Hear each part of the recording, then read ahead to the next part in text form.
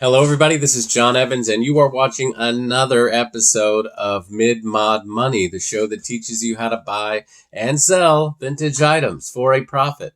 I want to thank you for tuning in and remind you to like and subscribe to the videos. That is the cornerstone. That is the most important thing to a YouTube guy, YouTuber. To like and subscribe. That is the nest egg, the sacred nest egg. So make sure you do that. Thank you for watching, and let's get to this thrift store haul.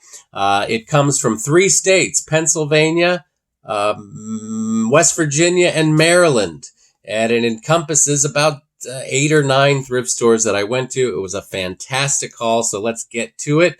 This first thing I found were these set of 4 green glass coffee mugs, or I don't know if they're coffee mugs. They're just mugs. Because you could put coffee in there.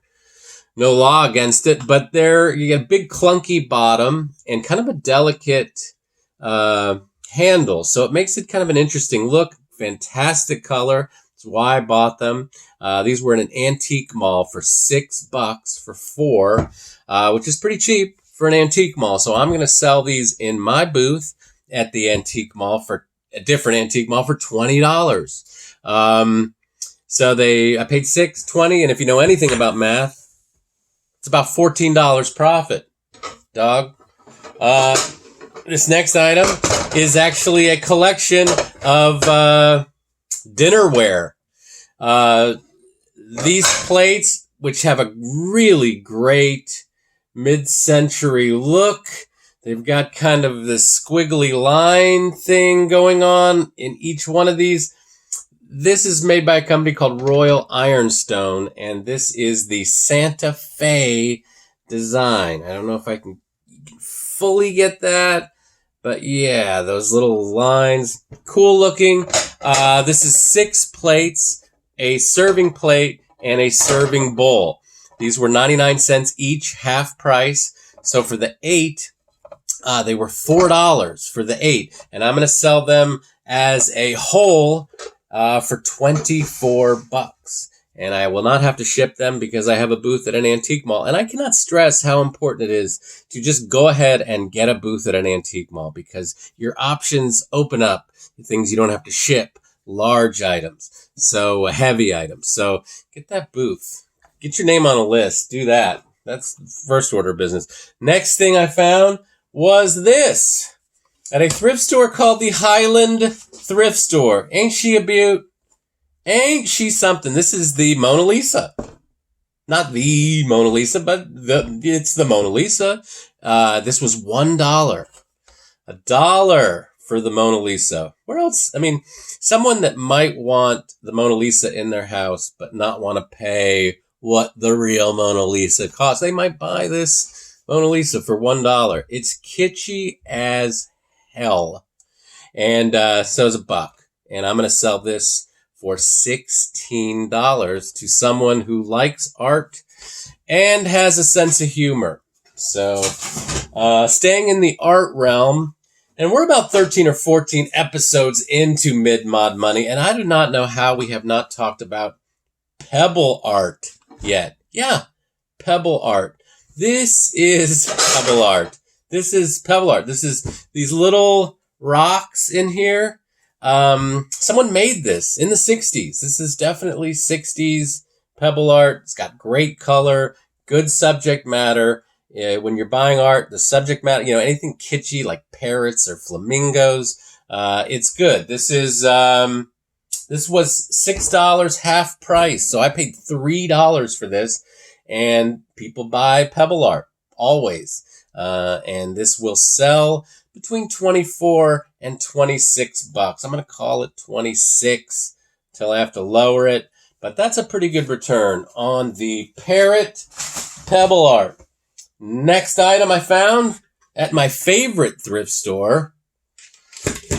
My first of 2 lamps. I found this lamp.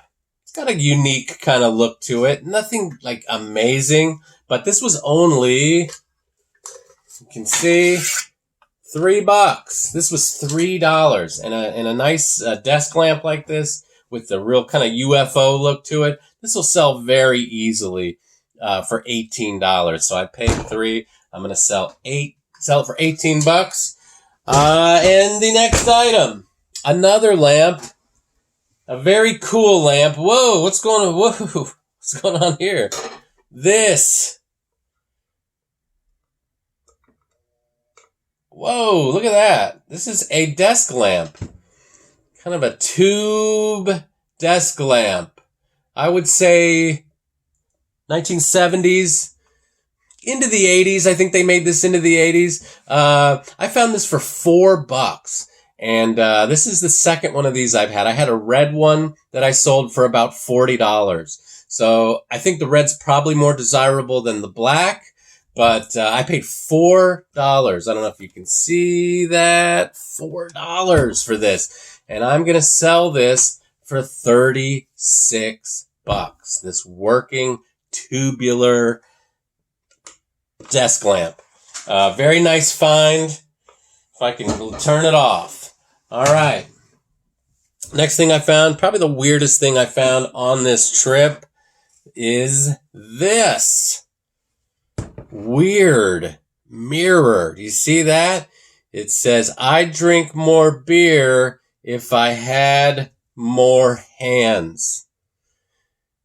Yeah, really, really weird, old 70s beer drinking mirror. You see the guy's wearing an Oli shirt. That's for Olympia beer, and a really crazy, kind of disgusting, almost Garbage Pail Kids cartoon. You know what it reminds me of are those, remember in the 70s, everyone would go to like a t-shirt shop and get iron-on transfers on shirts that said like, hey, Iran, and it had a guy flipping the bird. That's what this reminds me of, those weird transfers. So this was $3. And because of the color and the weirdness and the fact that it is a beer drinking thing and there's no shortage of people that collect that stuff, I'm going to sell this for probably 30. Oh, no, not 30. Let's not get crazy. I'll probably sell it for like $25. But from $3, it's a pretty good profit. And you don't see these very often, so should sell very easily. All right. The next thing I found, I got to give a shout out to my girlfriend on this because this is actually all her. We were at a thrift store together, and she came running up and she was like, look at this. It's Revereware. And I was like, what's Revereware? And she was like, oh my God, people love this Revereware. And she wasn't wrong. Because first of all, Revereware has been around since like literally the early 1800s, stainless steel stuff. But some of their designs are worth more than others.